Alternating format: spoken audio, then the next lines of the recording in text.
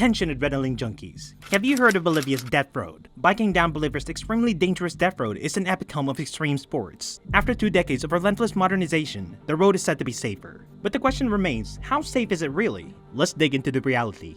The 64-kilometer Yungas Road descends sharply 35 miles from the high-altitude Andean metropolis of La Paz to the subtropical Yungas Valley as the Amazonian lowlands beyond. There are narrow stretches of the road that are barely 3 meters wide, numerous blind corners and steep turns, and little waterfalls that cascade down the nearby rock bays. Rarely can we spot safety barriers. Instead, roadside shrines with white crosses, bouquets, and faded images are much more commonplace. Death Road is the name given to the North Yungas Road for all the obvious reasons. This 43-mile switchback is highly dangerous to drive up or down because of fog, landslides, cascades, and sheer cliffs that drop 2,000 feet at every turn. Numerous crosses serve as tributes to individuals who have died in this route, which rarely widens to more than 10 feet. Nearly 300 drivers were killed here every year until 1994. It's no wonder it got the nickname. In the 1930s, prisoners from Paraguay cut the road during the violent battle with Brazil during the Chaco War. The villages of Coroico and La Paz, the capital of Bolivia, are connected by this road.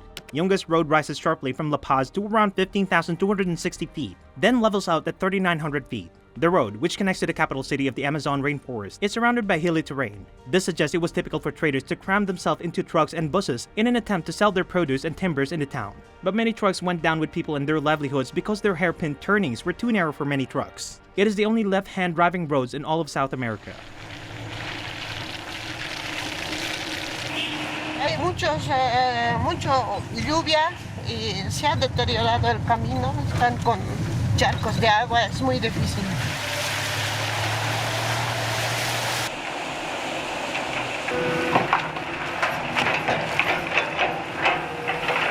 Bueno, se va a seguir lloviendo, sí, va a seguir cayendo porque allá están a poco, sigue derramando la tierra, va a seguir cayendo con esta época de lluvia. Automobiles going down from La Paz receive a close-up view of the deadly drop, while vehicles climbing from Coroico hug the mountain and have the right of way. The gravel track is often only wide enough for one car, and a vertigo-inducing drop spells the end for anyone unfortunate enough to get it wrong. During the 1990s, a lot of people died in accidents on this road so that the Inter-American Development Bank called it as the world's most dangerous road. This route is also the entrance to the overlooked region with important association, the Yungas, which means warm lands in the indigenous language of Aymara, which is spoken by around 1.7 million Bolivians, are a highly fertile, remarkably biodiverse transition zone between the Andes and the Amazon. This region is closely linked to 2 resources that have induced fascination and reverence, misunderstanding, and controversies: coca and gold. You can arrive to Coroico, a sleepy resort town that was once the center of gold mining. After 2 hours on the death road, nestled on an emerald green slope, it boasts a pleasant environment, expansive vistas of rolling hills, and reasonably priced dining, drinking, and sleeping options. Travelers say that Coroico is a hard place to leave. For thousands of years, coca has been the integral part of many South American societies.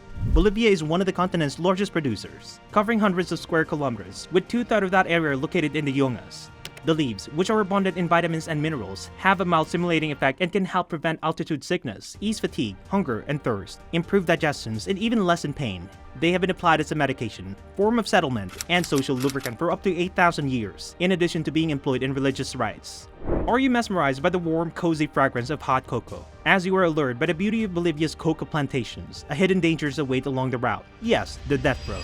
Imagine inching along a 16-foot wide gravel road in a heavy truck, and when you look at your window to get your bearings, and seeing a 328-foot drop with no guardrails between you and the abyss below. This was a daily experience for drivers on a busy and dangerous Bolivian road, which is why it is given the apt name Camino de la Muerte, or Death Road.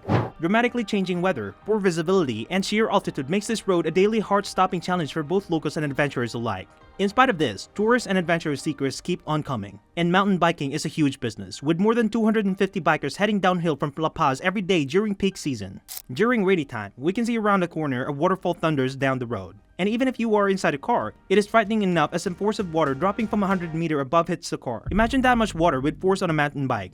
It must be miserable. Mira lo que ha caído.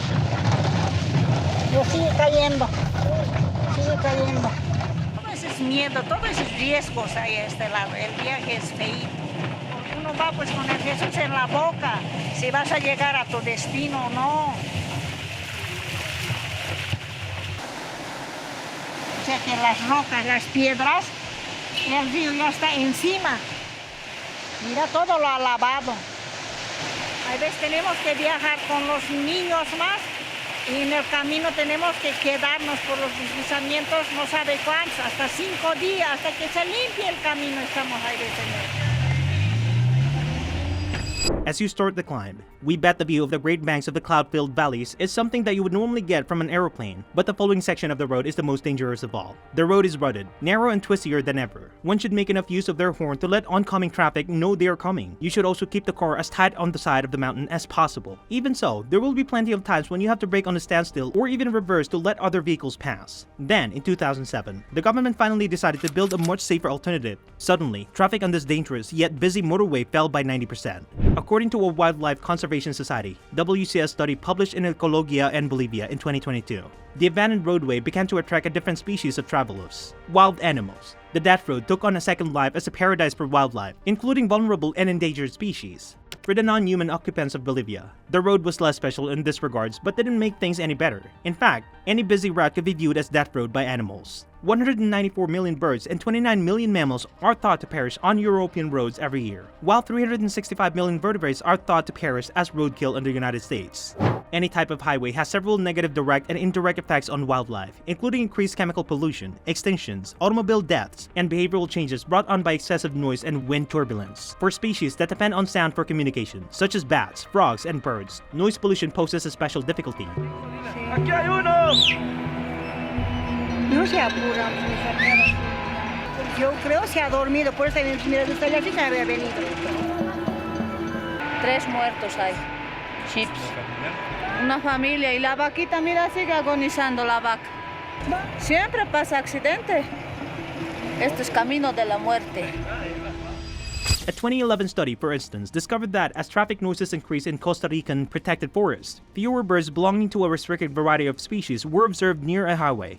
North Yongas Road was once the only road connecting Coroico and La Paz until 2006. Any car willing to make the journey could use the one-lane route. Eventually, in 2009, the local authorities built a new road beside a mountain range. There are 2 lanes on the newly constructed, well-maintained road. There are currently 2 driving lanes, new pavement, guardrails, and drainage system on North Yongas. However, people keep coming to this place to die. The majority of deaths on dangerous roads nowadays are of local laborers and hikers. Along the road, tour companies also conduct bike tours. It's estimated that over a dozen cyclists have lost their lives in the past decade. Is this the most dangerous road in the world? It certainly used to be, and gratefully, lost that title. As long as you drive cautiously on the left side of the road, it's a scenic drive. If you're a thrill-seeking cyclist, we don't recommend you to do extreme sports here, but we'll keep our fingers crossed that you live to tell the story. That's all for now. We hope you found this video informative and thought-provoking. If you have any experience or thoughts to share about Bolivia's death road, we'd love to hear from you. Don't forget to hit the like button if you enjoyed this content, and subscribe to our channel for more thrilling adventures. Your support is invaluable to us.